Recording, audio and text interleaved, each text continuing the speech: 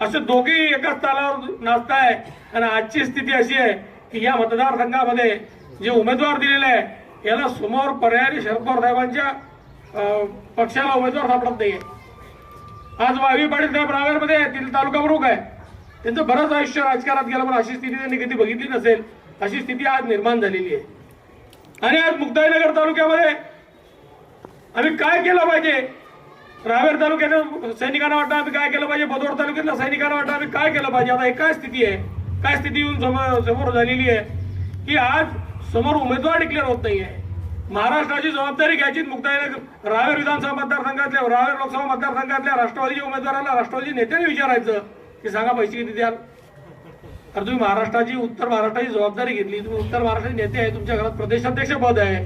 इतके मोठे मोठे पद असताना तुम्ही स्वतःच सांगितलं पाहिजे की या मतदारसंघाची आर्थिक जबाबदारी मी घेतो आणि अमुक अमुक उमेदवार देतो आणि घेऊन जाऊ द्या ही लढाई. अशी स्थिती निर्माण झाली पाहिजे होती. तशी स्थिती निर्माण झालेली नाहीये. म्हणून संभ्रम तुमच्या माझ्या सगळ्यांच्या मनात आहे. आणि 2014 मध्ये पण शिवसैनिकाने काम केला, घाम गाळला. पण 2014 ते 19 दरम्यान त्या खासदार महोदयांनी आपल्याकडे काही पाहिलं नाही.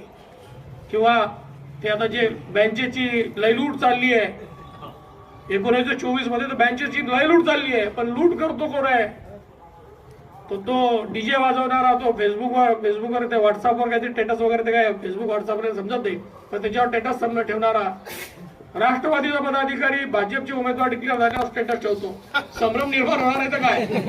तो मुक्ताईनगरमधला एक दारू विक्रेता तो डीजे लावतो कोथळीत राष्ट्रवादीचा. तालुका अध्यक्षांनी फटाके फोडले. आता ही परिस्थिती तालुक्यात आहे, सगळीकडे आहे, प्रत्येकाला समजते आहे. सुनीताताई तुमच्या तालुक्यात तीच असेल.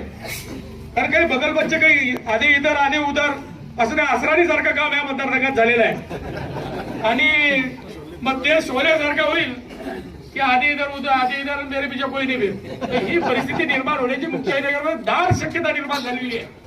आणि मुक्ताईनगरची ही जी शिवसैनिकांची लढाई आहे, हा जो संभ्रम आहे, हा संभ्रम एका नावाच्या भोवती आहे.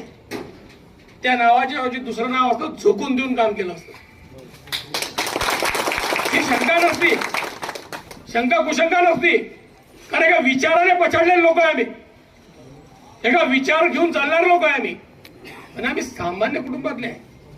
त्यांचा बाप हवालदार होता, त्यांचा बाप चालक होता, यांचे वडील मजूर होते, त्यांचे वडील दुकान लावत होते. हे सगळी अशी मंडळी आहे. आणि तुम्ही पण तसेच आहात. शेतकरी कुटुंबातले, शेतमजूर कुटुंबातले असेच लोक आपण आहे. पण राजकारण करताना समाजकारणाच्या माध्यमातून राजकारण पुढे आलो. बाळासाहेब ठाकरेंचा विचार होता 80% समाजकारण 20% राजकारण. कधीही कोणत्याही गल्ली कोटी कट्ट्यावर जर गेला तर शिवसैनिक भेटेल. कोण आजारी आहे, चल बाबा मी तुझ्यासोबत देतो. कोणाला रक्त लागलं, चल बाबा मी देतो.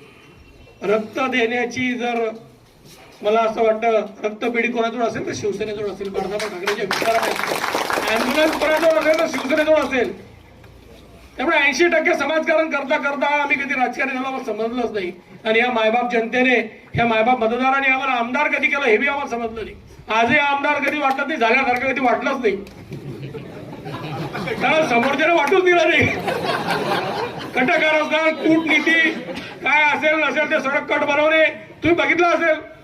ते उद्धव साहेब सॉरी आपल्या एकनाथराव शिंदे साहेबांच्या सभेच्या टायमाला तो कसा आवाज बनवला, समोरच्या बाईला कसं सांगितलं 50 रुपये कशी घेते, कसं कट होतं ते, कसं कटकार असतं रस्त्यावर चाललंय. असे अनेक कटकार असतात भविष्यात रचले जातील. अनेक पद्धतीत काही काही होईल. पण त्याच्यावर प्रत्येकावर तोड आम्ही काढून ठेवलेली आहे. जे करेल त्याला तेवढ्याच जोरात टोला मारून, कारण तो पद्धतीने आमचा स्वभाव आहे. तुम्ही जे टाकाल त्याच्या दुपटीने दुसरं टाकू आम्ही, एवढी तयारी आम्ही या विधानसभा मतदारसंघात केलेली आहे. विधानसभा मतदारसंघ हा जळगाव जिल्ह्यातला वेगळा मतदारसंघ आहे. या मतदारसंघात जाणीवपूर्वक सांगतो मी तुम्हाला सगळ्या शिवसैनिकांना, या मतदारसंघात जिल्ह्याचे बी नेते पाहत नाही. आपले नेते बी घाबरता. तेव्हा तेव्हा कोण रिकामध्ये खरंच लावून घेत. कारण काही लोक खरंच समजतात समोरच्याला. आपण आपली लढाई लढतो. 2019 मध्ये तुमच्या सगळ्यांच्या आशीर्वादाने, तुमच्या सगळ्यांच्या मेहनतीने, तुमच्या सगळ्यांच्या रक्ताचं पाणी केलं म्हणून या मतदारसंघात इतिहास झाला. तो पण कोणाच्या विरोधात झाला, कोणाच्या विरोधात झाला. मी नेहमीच त्यांना सांगतो की एका कोणाच्या विरोधात झाला, एका खूप मोठ्या कोणाच्या पाशवी माणसाच्या विरोधात झाला. अरे सगळंच वापरलं गेलं आमच्या, सगळं. म्हणजे माझ्या बहिणीवर गुन्हा दाखल झाला, माझ्या बाच्यावर गुन्हा दाखल झाला, त्यांच्या नावात चाललाय. हे सगळे लोक जे हॉस्पिटलमध्ये यांच्यावर गुन्हा दाखल झाला, समोरच्यावर गुन्हे दाखल झाले. हे घरी कसे बसतील यासाठी अनेक प्रयत्न पोलिसांच्या माध्यमातून आमच्यावर झाले. अरे पोलीस स्टेशनला आता मांड्या ठोकल्या गेल्या की या कोण कोण आहे. तर आम्ही तर गरीब माणसं, आम्ही कोणासमोर येणार आहे. आम्ही गरीब माणसं, सर्वसामान्य कुटुंबातून आलेले लोक आहे. गरीब म्हणजे आर्थिक गरीब नाही आहे. काही लोक म्हणतात ते गाड्यांमध्ये फिरतो, मेहनतीने फिरतो.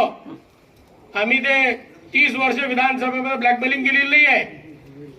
त्याच्यामुळे आर्थिक स्वभावाने गरीब आहे. आम्ही काही कोणाशी पंगा घेतली. 5-4.5 वर्ष आता माझ्या विधानसभा मतदारसंघात झाले, एकाचंही उन्हा काढून त्याच्या चौकशा लावलेल्या नाही. शिवाय 137 करोड रुपयाच्या ते 137 करोड रुपये निवडणुकीमध्ये काय थांबले तुम्हाला सगळ्यांना माहिती आहे. बरोबर निवडणूक आले, बरोबर स्टे झाला त्याला, स्टे झाला त्याला, पुरं घरदार केलं. तुम्ही पाहिलं प्रत्येक विषयावर आता पत्रकार महोदय समोर आहे, प्रत्येक विषयावर उलट उत्तर देणार आहे. की मम आहे, एक शब्दही बोलत नाही. 1.5-2 महिन्यापासून साफ सुकून गेलाय, एक शब्द बोलत नाही. का बरं बोलत नाही? इतकी खामोशी क्यों है भाई? ही अवस्था का झाली आहे? तर ही अवस्था याच्यासाठी झाली आहे की काहीतरी आता पदरात पडून घ्यायचं आहे. माहिती काय, 137 करोड तर पुरतं भयान झाले होते. अरे आमच्या काही लोकांना इथले एक ब्रास कधी गौण खनिज उत्खनन केलं तर त्याला 27,000 रुपये दंड होतो. एखाद्याने 1,27,000 रुपये दंड होतो. एखाद्याने शेत पै केला तर त्याच्यावर